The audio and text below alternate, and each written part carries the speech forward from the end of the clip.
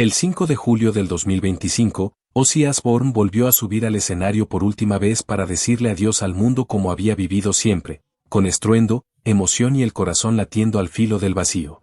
Fue en Villa Park, el estadio de su Birmingham natal, ese lugar donde todo inició. El mismo suelo que lo vio crecer pobre, con dislexia y sin futuro, hoy lo despedía como a un monarca. Aunque estaba frágil, visiblemente golpeado por los años y las batallas médicas que arrastraba, su sola presencia estremecía el aire. Se sentó al centro del escenario, tomó el micrófono con ambas manos, mirando a las 40.000 almas que lo ovacionaban, dijo: ¿están listos? Que empiece la locura.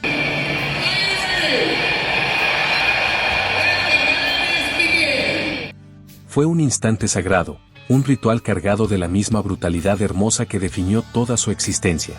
Durante el show repasó sus himnos, sus clásicos, sus fantasmas. No hubo artificios exagerados ni discursos eternos. Fue puro sentimiento. Cada nota pesaba como si fuera la última. Su voz temblorosa pero intacta atravesaba el estadio como un susurro de guerra. Y al final del concierto, cuando bajó la mirada y dejó escapar una leve sonrisa, todo pareció suspenderse. Pero esa sonrisa no era solo el cierre de una carrera. Para sus fans, sus amigos, sus compañeros de ruta, aquella despedida era definitiva. 2 semanas después, el 22 de julio del 2025, el príncipe de las tinieblas cruzó la última puerta. La noticia cayó como un rayo. El mundo del rock quedó en shock, sin señales previas, sin alarmas. Un comunicado de su familia bastó para paralizar a millones. Con una tristeza imposible de expresar, informamos que nuestro amado Ozzy Osbourne falleció esta mañana. Estuvo acompañado por su familia y rodeado de amor. No hizo falta agregar nada. Se apagaba una figura que no solo definió un género, sino toda una forma de vivir el arte. Porque no fue simplemente un cantante, fue un símbolo, una leyenda viva que caminó décadas por la cuerda floja del exceso, del dolor y del caos, y aún así logró mantenerse en pie hasta hoy. Hola amigos, bienvenidos a otro episodio de Tras la Exclusiva. Hoy traemos una historia que les va a tocar el alma, porque el personaje del que vamos a hablar nos afecta a todos. ¿Por qué? Porque tal vez amaba su música o quizá no. Pero si no te gustaban sus canciones, seguramente lo reconocías como un mito y te caía bien el personaje. Y si no, quizás eras fan del reality show. ¿Quién no vio ese reality? Sea como sea, Ozzy Osbourne jamás pasó desapercibido. Para comprender por qué esta partida duele tanto, hay que viajar atrás. Regresar al origen, a ese chico torpe y oscuro que salió de un barrio con una sola certeza: estaba destinado a algo. No sabía a qué, pero lo sentía. Ozzy Osbourne no nació en un escenario ni en una casa adornada con guitarras. Nació en una pequeña casa de ladrillo en Aston, un barrio obrero de Birmingham, donde el cielo era gris y el futuro aún más. Su nombre real era John Michael Osbourne y desde niño todo le costó el doble. Tenía dislexia, no comprendía lo que los demás leían y en la escuela nadie sabía cómo tratarlo. Nadie lo ayudaba, nadie lo entendía. El sistema era simple: si no encajas, eres un problema. Y él era un problema con patas. Desde los 11 años fue víctima de bullying, no del leve, sino del que deja marcas. Lo sujetaban, le bajaban los pantalones y lo humillaban ante todos. Ya retraído, comenzó a quebrarse por dentro. A los 14 intentó hacerse daño. Su padre lo descubrió justo después y lo golpeó, porque en esa época y en ese barrio, el dolor no se trataba, se tapaba a golpes. No había lugar para la vulnerabilidad. Había que ser duro aunque te consumieras por dentro. A los 15 abandonó la escuela. ¿Para qué seguir si nadie lo comprendía? Si sentía que el mundo estaba hecho para otros. Probó 1000 trabajos: plomero, ayudante de carnicero, obrero de fábrica. Todo lo aburría, todo lo frustraba. Llevaba una energía rara, una incomodidad con el mundo, como si guardara algo que no sabía liberar. Empezó a robar cosas mínimas: televisores, ropa. Era un chico que no hallaba qué hacer con su cuerpo ni con su mente. A los 17 terminó preso por un robo absurdo. Se metió a una casa con guantes sin pulgares y dejó sus huellas por todos lados. Suena a comedia, si no fuera su realidad. Pasó 2 meses en la cárcel. Ahí conoció otra oscuridad, pero también halló cierto orden. Se tatuó 2 caritas felices en las rodillas para, según él, reír cuando se sentara en el baño. Humor negro para sobrevivir. Al salir no volvió a buscar empleo. Sabía que no duraría. Algo dentro de él lo empujaba a lo extraño, a lo ruidoso, a lo distinto. se obsesionó con la música. No sabía tocar, pero sabía cantar. Y aunque jamás había estado en una banda, colgó un aviso en una tienda de instrumentos: Ozzy Sigi necesita banda, tiene su propio equipo de sonido. Mentira no era. Su padre había pedido un préstamo para comprarle un pa. En esa casa no había lujos, pero ese fue su regalo, su apuesta, como si intuyera que aquel chico raro estaba destinado a algo inmenso. Y allí comenzó todo, porque aquel anuncio fue visto primero por Geezer Butler, luego por Tony Iommi y después por Bill Ward. Lo que parecía un joven sin dirección terminó convirtiéndose en el vocalista de una banda que, sin imaginarlo, daría nacimiento a un nuevo género musical, aunque en ese instante nadie lo supiera. En ese momento, Ozzy era solo un muchacho extraño, con una voz de ultratumba que quería gritar lo que nunca le habían permitido expresar. No sospechaba que millones lo escucharían algún día, solo sabía que, si no gritaba, se apagaba por dentro. Cuando Tony y Bill tocaron a su puerta, él ya estaba convencido de que cantar no era para él, tanto así que había quitado el letrero de su tienda. Para él, ser una estrella era un sueño reservado a otros, a unos pocos elegidos. Pero el destino tiene esa manera hermosa de insistir justo cuando ya lo ha soltado todo. Se sentaron, bebieron unas cervezas, charlaron de música y, casi sin planearlo, fundaron una banda. Primero se llamaron Polka Tulip Blues Band, luego Earth. Tocaban un blues pesado, denso, lento, querían sonar como los Beatles, pero lo que emergía era algo diferente, más oscuro, algo que reptaba por el suelo. Un día, en la sala de ensayo frente a un cine, vieron en la cartelera una película de terror titulada Black Sabbath. Se miraron y fue una revelación. ¿Por qué la gente paga para asustarse, pero en la música todos buscan melodías felices? Entonces dijeron, hagamos canciones que incomoden, que provoquen miedo, que dejen la sensación de que algo no está bien, aunque no sepas qué. Así, sin proponérselo, inventaron el heavy metal. No hubo plan de marketing ni estrategia de disqueras, fue puro instinto. Eran 4 chicos de Birmingham haciendo lo mejor que podían con lo poco que tenían. Letras sobre guerra, muerte, paranoia y demonios. Sonidos distorsionados. Guitarras afinadas abajo. Ritmos lentos y pesados como una locomotora oxidada. Era el rugido de una generación frustrada y violenta. Pero también era catarsis, un grito al cielo pidiendo respuestas. El primer disco de Black Sabbath se grabó en un solo día, en 1970. La leyenda dice que lo registraron casi en vivo, con los instrumentos enchufados directo al alma. Cuando salió, los críticos lo destrozaron, lo llamaron primitivo, grotesco, sin arte. Sin embargo, en las calles se vendía como pan caliente. La gente sentía que esa música decía algo real, algo que nadie se atrevía a pronunciar. Y cuando apareció el segundo álbum, Paranoid, fue como un disparo que puso al mundo en alerta. Allí estaban Iron Man, War Pigs y Ferris Wheel Boots, canciones que hoy son himnos, pero que entonces sonaban como una amenaza. Ozzy no era el mejor cantante, pero tenía algo único, la voz de Ozzy Osbourne. ¿A qué te suena? A nada más. Su voz es hipnótica, aguda, desesperada, como salida de la tumba. Algunos dicen que es un grito de auxilio mezclado con una profecía. En el escenario parecía poseído, incómodo, pero imposible de ignorar. Durante toda la década del 70, Black Sabbath recorrió el mundo sembrando caos, oscuridad y una nueva forma de entender el rock. Cada álbum era más extraño, más profundo, más personal. El público crecía, las ventas se disparaban, pero internamente todo comenzaba a pudrirse. Sustancias, egos, excesos. Ozzy empezaba a ser Ozzy, el personaje devorando al hombre. Lo que nadie sabía era que, mientras cambiaban la historia de la música, también llevaban a su vocalista al límite, y ese límite no tardaría en romperse. En 1979, tras casi una década incendiando escenarios, Ozzy Osbourne fue expulsado de su propia banda. Así, sin rodeos. Lo sentaron y le dijeron que no daba más, que estaba demasiado destruido, demasiado perdido. Fue un golpe durísimo, pero no inesperado. Llegaba tarde, desaparecía, no podía grabar sin estar ebrio o fuera de sí. Sus compañeros tampoco estaban en buen estado, pero Ozzy había cruzado una línea, se había convertido en un riesgo, en un caos viviente. Para él fue devastador, no solo perdía su lugar en la banda que había creado, también perdía su identidad. ¿Quién era sin Black Sabbath? Solo un adicto con mirada perdida. Se encerró en un hotel de Los Ángeles por semanas, bebiendo, consumiendo, esperando que algo terminara o alguien lo rescatara. Entonces apareció Sharon Arden. No era solo la hija del manager de la banda, sino una mujer decidida, con olfato para los negocios y para las causas imposibles.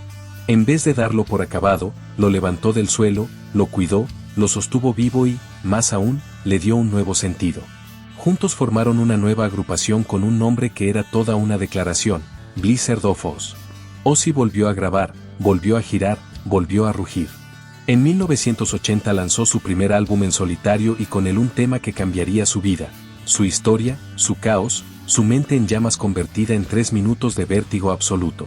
La guitarra de Randy Rhoads, su nuevo aliado, era filosa, brillante, de otra dimensión. Aquel disco fue un renacer, como si Ozzy resurgiera de entre las ruinas para volver a sacudir el tablero del rock para siempre. No fue solamente un gran álbum. Fue una señal de advertencia. Ozzy estaba de regreso y, esta vez, era su propio amo. Ya no respondía a una banda ni compartía votos. No existía democracia, existía un líder absoluto, una figura central y todo giraba a su alrededor. Sharon se convirtió en su manager, su escudo y su cómplice más feroz. Juntos formaron una dupla explosiva pero imparable. Él era desorden puro, ella era estructura. Cuando él se perdía, ella marcaba la ruta de regreso. Así, contra todo pronóstico, Ozzy Osbourne resurgió de sus propias cenizas. Ya no era solo el ex vocalista de Black Sabbath. Se transformó en un fenómeno como solista, más teatral, más provocador, más impredecible. Comenzaba una nueva era, un capítulo en el que viviría más rápido, más intenso y más cerca del límite que nunca antes. Lo que Ozzy no imaginaba era que lo más grandioso y lo más devastador aún estaba por llegar. El éxito de Blizzard of Ozz no fue producto del azar, pero sí se sintió como un golpe inmediato. Detrás de ese renacer existía un motor extraordinario, Randy Rhoads. Era joven, pero disciplinado, todo lo contrario a Ozzy, que, como sabemos, era caos y destrucción. Randy era precisión, constancia, orden. Justo lo que Ozzy necesitaba para mantenerse en pie. Se entendían sin abrir la boca, como si compartieran la misma herida interna. De alguna forma, la conexión era pura, aunque cada uno encontraba su propia forma de cerrar esa herida. Juntos grabaron Diary of a Madman y salieron de gira con una energía tan incendiaria que parecía que el escenario les quedaba chico. Pero el infierno siempre acecha, silencioso.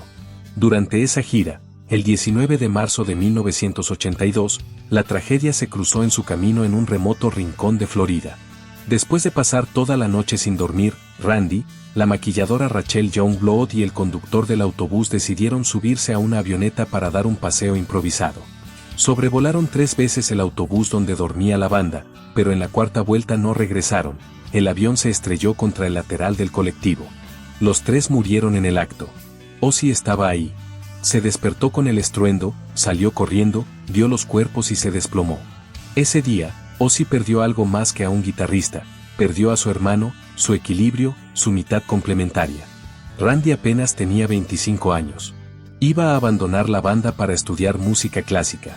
Tenía planes, talento, un futuro brillante que se apagó en segundos. Ozzy jamás volvió a ser el mismo. Más adelante, reconocería que fue el peor día de su vida. En su libro contó que Randy fue enterrado en el cementerio Mountain View y que, aunque envía flores todos los años, nunca tuvo el valor de volver. Pero como si el universo disfrutara castigándolo, la desgracia no se detuvo allí. Meses después, en pleno concierto en Iowa, alguien del público lanzó algo al escenario. Ozzy pensó que era un murciélago de plástico. Lo levantó, lo observó, lo mordió. Solo que no era de juguete, estaba vivo. Sintió el crujido, la sangre y el espanto. Tuvieron que llevarlo de inmediato al hospital para aplicarle vacunas antirrábicas. Así nació la leyenda, el hombre que mordía murciélagos. Hoy, para muchos, ese momento es más recordado que su propio reality show. Hay toda una generación que lo conoce solo por la televisión y no por su música.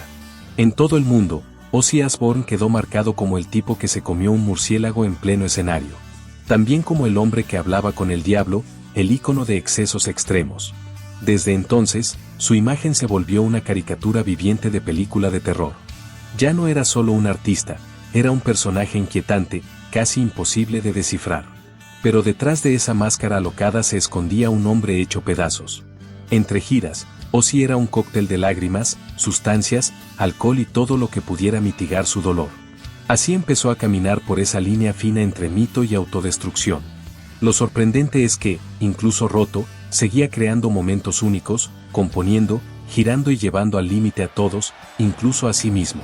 Era gloria, sí, pero una gloria manchada de muerte, culpa y sangre. Y, en el fondo, él lo sabía. Solo que no podía, o tal vez no quería, parar. De puertas para afuera era una superestrella, por dentro, una bomba lista para estallar. Su relación con Sharon siempre fue una mezcla de amor y tormenta. Lo que comenzó como un refugio se volvió un huracán. Eran fuego puro, temperamentales, obsesivos, y a eso se sumaban sus adicciones.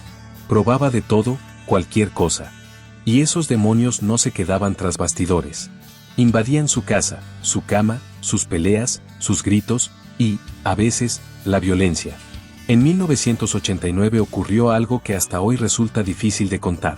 Ozzy, completamente fuera de control, miró a Sharon a los ojos y le dijo: «Hemos decidido. Tienes que morir». Acto seguido, intentó estrangularla. No fue un show ni un impulso dramático, fue un intento real de asesinato.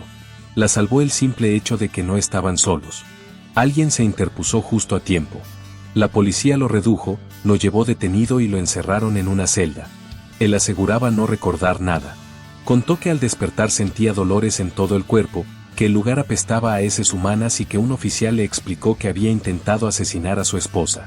Aquella fue una de esas experiencias que marcan para siempre, y aún así no bastó para transformarlo. La justicia ordenó separarlo de Sharon y enviarlo a rehabilitación. No era la primera ocasión ni sería la última. El matrimonio siguió adelante, pero quedó con cicatrices imborrables. Años después Sharon confesó que, si esa noche hubiera tenido un arma, lo habría matado. Así de crudo, así de brutal. Sin embargo, permanecieron juntos, se escogieron una y otra vez, se odiaron, se amaron, se destruyeron y se pidieron perdón. Era una relación tan tóxica como irrompible. Pero la oscuridad no se limitaba al hogar. Ozzy le fue infiel en incontables ocasiones, con masajistas, fanáticas, colaboradoras del staff, todo lo imaginable. Incluso en una ocasión envió por error un mensaje destinado a otra mujer, a una amante, directamente a Sharon. Y aquello no fue un escándalo público, fue peor, una humillación privada. Ella, indignada, lo enfrentó y le exigió explicaciones. ¿Y qué hizo él? Mintió. ¿Qué hizo entonces Sharon? Le dio una gran cantidad de pastillas para dormir, intentando que de pronto no despertara jamás. Según explicó, solo buscaba que hablara, que confesara todo. Cuando alguien toma una dosis así, hay un breve lapso en que empieza a desvariar y puedes arrancarle secretos. Pero en cuestión de segundos, ¿qué sucede? La persona se duerme. ¿Era verdad esa estrategia? Tal vez no. ¿O quiso ir más lejos? Quizá. Lo cierto es que Ozzy habló, confesó y además se quebró por completo. La vida familiar era un verdadero campo minado. Sus hijos, Jack y Kelly, crecieron entre adicciones. A los 13 ya consumían analgésicos y ansiolíticos. La genética tampoco ayudaba. Un estudio reveló que Ozzy tiene una mutación única en su ADN que lo vuelve más resistente al daño físico, pero también más vulnerable a las adicciones, como si estuviera diseñado para sobrevivir al infierno pero condenado a permanecer en él. ¿Cómo no murió? Esa pregunta se repitió durante años. Mientras sus compañeros caían uno a uno, él seguía ahí, tambaleando, pero vivo, como un cadáver eléctrico impredecible, incapaz de detenerse. En 2002 Ozzy volvió a reinventarse, pero esta vez no con música. Fue la televisión la que lo transformó en una figura pop. The Osbournes, el reality de MTV, lo mostraba en su casa de Los Ángeles como un padre caótico, un esposo torpe, alguien que murmuraba frases inentendibles mientras deambulaba en bata con una taza de café. El programa fue un éxito inmediato. Lo veían adolescentes que jamás habían escuchado Paranoid, amas de casa, ejecutivos de oficina.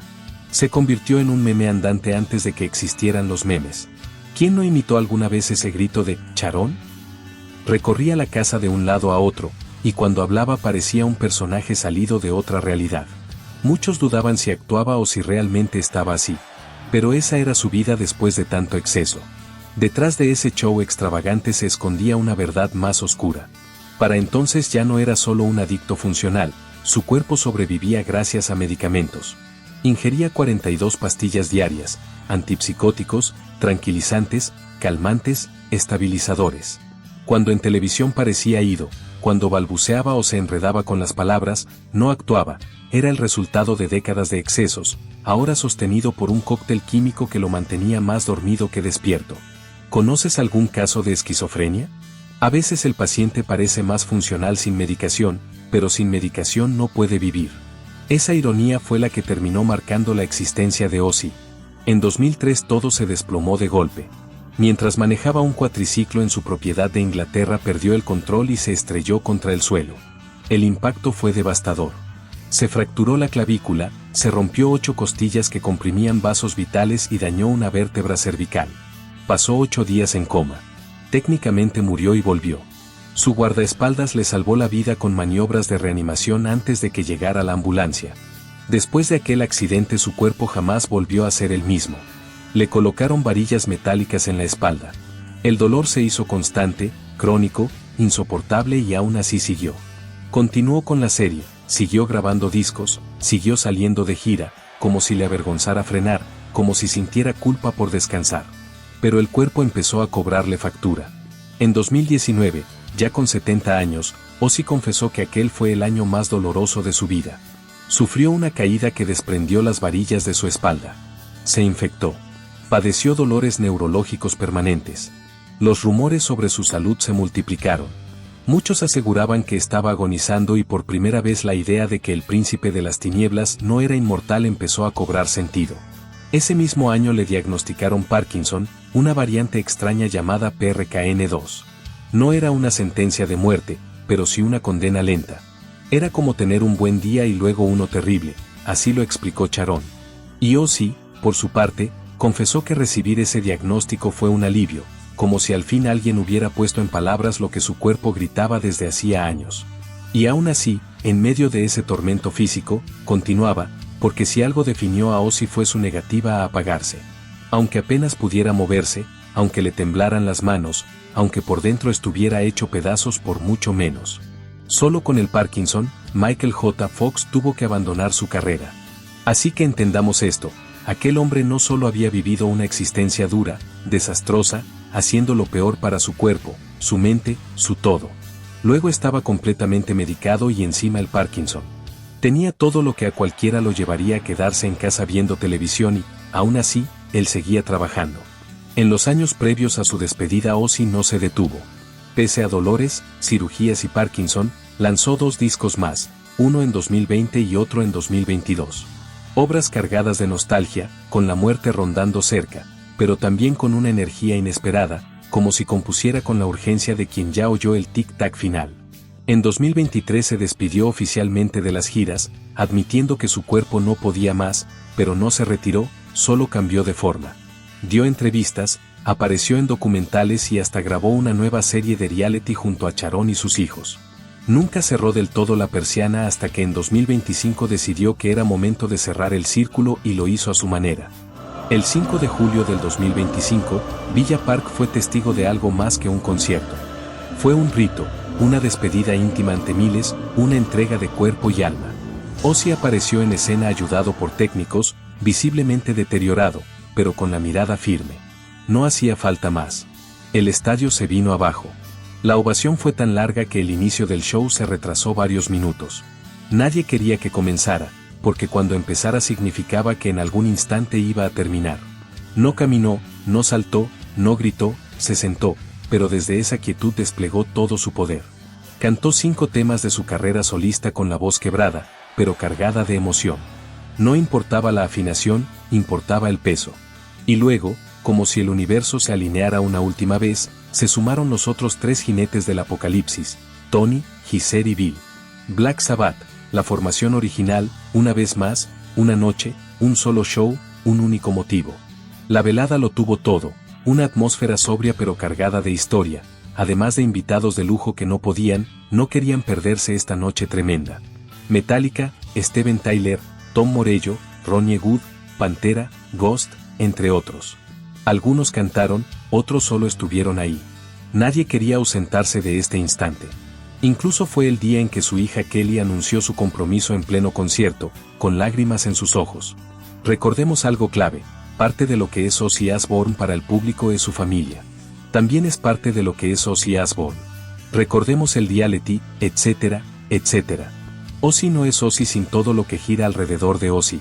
De hecho, fue un momento que también conmovió al propio Ozzy, el tipo duro. El cierre fue con Paranoid y no fue una canción más, fue un conjuro, una declaración mientras sonaba ese riff infernal que lo cambió todo en el 70. Ozzy se despidió del escenario como había entrado hace décadas, confundido, eléctrico, amado. Es tan bueno estar en este escenario, dijo. No tienen idea. Pero sí teníamos, porque todos entendimos que esa noche no se iba a repetir. El show recaudó más de 140 millones para organizaciones benéficas. Se transmitió en vivo para millones y, aunque hubo homenajes, discursos y artistas consagrados, todo giraba en torno a él. Al viejo loco de Birmingham que inventó el metal sin buscarlo, que sobrevivió a todo y a todos y que ahora se despedía con dignidad, con amor, con fuego. Fue una noche fuera del tiempo, un final perfecto de esos que no se escriben, se sienten. Una despedida que se vivió como un hasta siempre, incluso antes de saber que lo era. Hoy es 23 de julio del 2025. Hacemos este video. ¿Por qué? Porque un par de semanas después de ese show mítico, lo que nadie esperaba ocurrió. Bueno, todos sabíamos que algún día llegaría, pero nadie creía que sería tan pronto tras un momento donde sí se lo vio frágil, pero también más enérgico, más vivo que nunca. La familia Osbourne publicó un comunicado breve y devastador. Con una tristeza mayor de la que las palabras pueden expresar, debemos informar que nuestro querido Ozzy Osbourne falleció esta mañana. Estuvo acompañado de su familia y rodeado de amor. No hubo escándalos ni especulaciones, solo una sensación pesada y colectiva, como si de repente algo eterno se hubiera apagado sin previo aviso. El vacío se sintió al instante. Lo que llegó después fue una oleada de homenajes, recuerdos, dedicatorias, pero sobre todo un silencio enorme. Aquel hombre que había colmado estadios con estruendo y oscuridad dejaba ahora un hueco imposible de cubrir. Las redes explotaron. Metallica publicó una imagen junto a él sin palabras, solo un corazón roto. Ali Campbell de V40 escribió, no solo diste forma a una cultura, la definiste, lideraste desde adelante y jamás miraste atrás. Elton John, amigo íntimo, fue directo al alma. Fue un verdadero pionero, un gran amigo y una de las personas más divertidas que conocí. Lo voy a extrañar muchísimo. En Birmingham, su tierra natal, la pena se hizo colectiva. La gente dejó flores, cartas, recuerdos en todo el planeta. Tokio, Buenos Aires, Berlín, Los Ángeles. En algún lugar volvieron a sonar Iron Man o Crazy Train, no por simple nostalgia, sino como un intento de procesar el duelo. No se trató solo de la partida de un cantante, fue el final de toda una era. Ozzy era el último de una generación irrepetible, un sobreviviente que había visto caer cada exceso suyo menos él mismo, hasta ahora. Y como si el destino ya lo supiera, días antes de su adiós se anunció el estreno de Back to the Beginning, un largometraje documental de 100 minutos que repasará los momentos más intensos y emotivos de su concierto final en Villa Park. El film llegará a los cines a inicios de 2026. Hoy, más que un registro, será una despedida cinematográfica, una carta de amor a su legado, un último instante con Ozzy. También se confirmó otro documental, No Escape From Now, que explorará su retiro y sus últimos años de salud delicada. La historia no termina, se proyecta, se revive, se vuelve ceremonia. Ozzy sí, se fue sin polémicas, sin caos, sin nada extraño. Se marchó en paz, rodeado de quienes siempre lo amaron, después de reinventarse incontables veces, de caer y levantarse, tras haber sido literalmente una leyenda viviente y ahora convertirse en leyenda eterna. Ozzy Osbourne murió el 22 de julio del 2025. Eso es un hecho. Su cuerpo se detuvo, su voz se apagó, su presencia física se desvaneció. Pero, ¿de verdad podemos decir que Ozzy Osbourne murió? Cuando alguien deja de ser solo un nombre y se transforma en energía, en símbolo, en eco que retumba en millones de cabezas, ¿puede morir? ¿Es posible enterrar algo tatuado en la cultura, en la historia, en la sangre de toda una generación? La gran pregunta entonces queda en el aire. ¿Puede morir el príncipe de las tinieblas o vivirá para siempre? Déjanos tus comentarios y no olvides dejar tu like, suscribirte y activar la campanita para que no te pierdas nada. Gracias por acompañarnos y nos vemos en el próximo video.